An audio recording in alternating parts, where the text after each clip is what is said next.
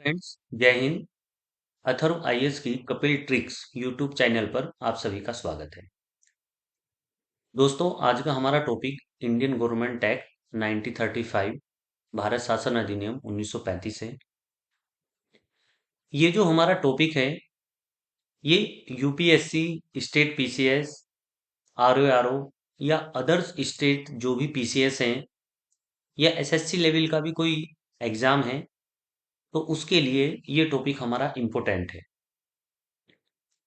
हमारे जो भी टॉपिक हैं वो सारे सिविल सर्विसेज की प्रिपरेशन में जो स्टूडेंट लगे हुए हैं उन सब के साथ साथ अगर कोई इंसान या कोई भी पर्सन अपनी नॉलेज बढ़ाना चाहता है तो उसके लिए भी हमारी ये वीडियो बहुत ही हेल्पफुल है। अच्छा, एग्जाम के पॉइंट ऑफ व्यू से देखें तो 1935 का जो एक्ट है, अगर आप पीछे के एग्जाम को देखेंगे, लाइक यूपीएससी हो, स्टेट पीसीएस हो, यहाँ से कभी ना कभी क्वेश्चन जरूर पूछा जाता है। तो ये हमारा जो टॉपिक है इंडियन गवर्नमेंट एक्ट, आइए देखते हैं इसकी क्या क्या मेंस फीचर्स हैं। और ये टॉपिक ध्यान रखना, प्रीलिम्स के साथ साथ यूपीएससी और स्टेट पीसीएस का जो मेंस एग्जाम होता है उसके लिए भी वेरी वेरी मोस्ट इम्पोर्टेंट है। तो भारत शासन अधिनियम की कुछ मेन फीचर्स हैं, आइए देखते हैं। इसका मेन या फर्स्ट पॉइंट जो है कि इस एक्ट में ये कहा गया कि भारत में उस समय जितने प्रोविजन प्रांत थे, जितनी प्रिंसली स्टेट देसी रियासतें थी और जो उस समय कमिश्नरी थी, उन सबको मिलाकर एक ऑल इंडियन फेडरेशन का गठन किया जाना था। एक अखिल भारतीय संघ की स्थापना का प्रावधान किया गया 1935 के इस एक्ट में। यानी कि उस समय, जिस समय ये एक्ट लागू किया गया, उस समय लगभग पूरे भारत में 11 राज्य थे। उस समय राज्यों को प्रांत बोला जाता था। छोटी बड़ी लगभग 565 रियासतें थी और लगभग 4 जो हैं वो कमिश्नरी क्षेत्र थे। तो इस एक्ट में कहा गया कि इन सबको मिलाकर एक भारत बनाया जाएगा और उसका नाम होगा अखिल भारतीय संघ, ऑल इंडिया फेडरेशन। ये इसका पहला पॉइंट है। सेकंड पॉइंट मोस्ट इंपोर्टेंट है। इस एक्ट के द्वारा प्रांतों में जो डायरार्की सिस्टम लागू की गई थी, प्रांतों में जो द्वैध शासन शुरू किया गया था, इसको समाप्त किया गया, एवोल्यूशन किया गया डायरार्की सिस्टम का। मेन पॉइंट ये है कि प्रांतों में द्वैध शासन भारत शासन अधिनियम 1919 के एक्ट के द्वारा लागू किया गया था। ये डायरार्की सिस्टम क्या था? डायरार्की सिस्टम ये था कि जो सब्जेक्ट थे उनको रिजर्व कैटेगरी और ट्रांसफर कैटेगरी, दो कैटेगरी में डिवाइड कर दिया गया। जो रिजर्व आरक्षित विषय थे वो इंपोर्टेंट सब्जेक्ट थे जिन्हें अंग्रेजों ने अपने पास रखा, और जो कम इंपोर्टेंट सब्जेक्ट थे, कम महत्वपूर्ण विषय थे, उन्हें ट्रांसफेरेबल सब्जेक्ट यानी कि हस्तांतरित विषयों में रखा। और वो हस्तांतरित विषय सब के सब भारतीय नेताओं को दिए गए थे। तो यानी सरकार जिन सब्जेक्टों पर काम कर रही थी उन्हें दो भागों में बांट दिया, एक रिजर्व कैटेगरी में और एक ट्रांसफर कैटेगरी में। तो ये प्रांतों में, प्रोविंस में डायरकी सिस्टम शुरू किया गया था 1919 के एक्ट के द्वारा, लेकिन इसको समाप्त किया गया 1935 के अधिनियम के द्वारा।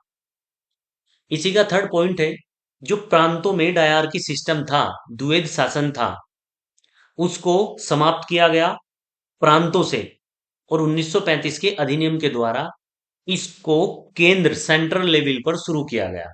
यानी कि केंद्र सरकार पर अब यही सिस्टम द्वैध शासन शुरू किया गया। सेंट्रल गवर्नमेंट के जो सब्जेक्ट थे, विषय जिस पर केंद्र सरकार काम करती थी, उनको दो भागों में बांट दिया गया, एक आरक्षित और एक हस्तांतरित। नेक्स्ट पॉइंट है कि रिजर्वेशन का जो एरिया था उसका दायरा बढ़ा दिया गया इस एक्ट 1935 के अंडर में। नेक्स्ट है इंग्लैंड में जो इंडियन काउंसिल बनाई गई थी, भारत परिषद बनाई गई थी, उसको समाप्त किया गया।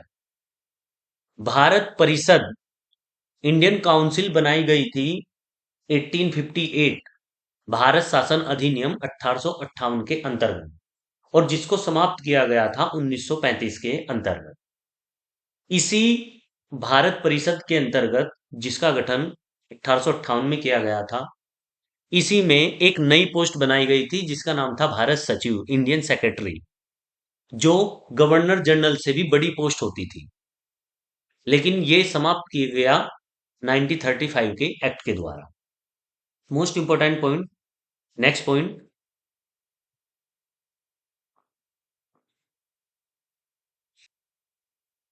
इस एक्ट के द्वारा रिजर्व बैंक ऑफ इंडिया, भारतीय रिजर्व बैंक की स्थापना की गई। और भारतीय रिजर्व बैंक की स्थापना 1 अप्रैल 1935 को की गई थी, 1935 को की गई थी। इसी एक्ट के द्वारा एक फेडरल कोर्ट बनाया गया, एक संघीय न्यायालय की स्थापना का प्रावधान किया गया 1935 के अधिनियम के द्वारा। लेकिन यहां ध्यान रखना है, संघीय न्यायालय का गठन किया गया था 1937 में, 1937 में। फेडरल कोर्ट स्टेब्लिश की गई 1937, 1937 में, लेकिन उसके लिए कानून था भारत शासन अधिनियम 1935। यहां पर जो शब्द लिखा गया है लोक सेवा आयोग, ध्यान रखना, 1919 का जो भारत शासन अधिनियम था, जिसको मोंटे चेम्सफोर्ड सुधार भी कहा जाता है, उस कानून में यह कहा गया कि एक लोक सेवा आयोग का गठन किया जाएगा 1919 के अधिनियम के द्वारा। 1924 में एक कमीशन बनाया गया था जिसके चेयरमैन थे ली। तो उस आयोग का नाम ली कमीशन रखा गया। तो भारत में पहला लोक सेवा आयोग ली कमीशन की रिकमेंडेशन पर बनाया गया 1926 में। 1926 में लोक सेवा आयोग का गठन किया गया, और 1935 के अधिनियम में लोक सेवा आयोग का नाम बदलकर संघीय लोक सेवा आयोग किया गया, फेडरल पब्लिक सर्विस कमीशन किया गया। जो यहां पर नाम लिखा गया है लोक सेवा आयोग, यहां इसका पूरा नाम है फेडरल पब्लिक सर्विस कमीशन, संघीय लोक सेवा आयोग। और जब संविधान लागू हो गया, इसी संघीय लोक सेवा आयोग का नाम बदलकर कर दिया गया था यूपीएससी, संघ लोक सेवा आयोग, यूनियन पब्लिक सर्विस कमीशन। इस एक्ट के द्वारा उस समय जो 11 प्रांत थे, उनमें से 6 राज्यों में द्विसदन सदन रखी गई। द्विसदन सदन का मतलब, जैसे आज यदि हम बात करें, जो भारत में 28 स्टेट हैं, उनमें से 6 राज्य ऐसे हैं जिनकी संसद में, राज्यों की जो संसद है उसका नाम होता है राज्य विधानमंडल, स्टेट लेजिस्लेचर। 28 राज्यों में से 6 राज्य ऐसे हैं जिनकी संसद में 2 सदन है। एक सदन लेजिस्लेटिव असेंबली, विधानसभा, और दूसरा सदन होता है लेजिस्लेटिव काउंसिल, विधान परिषद। अगर भारत में कोई राज्य होगा तो ध्यान रखना, वहां पर विधानसभा, लेजिस्लेटिव असेंबली जरूर होगी। लेकिन ये जरूरी नहीं है कि सभी राज्यों में विधान परिषद यानी कि लेजिस्लेटिव काउंसिल हो। लेकिन अभी वर्तमान में 28 राज्यों में से 6 राज्य ऐसे हैं जिनमें विधानसभा के साथ विधान परिषद भी है, यानी लेजिस्लेटिव असेंबली के साथ लेजिस्लेटिव काउंसिल भी होती है।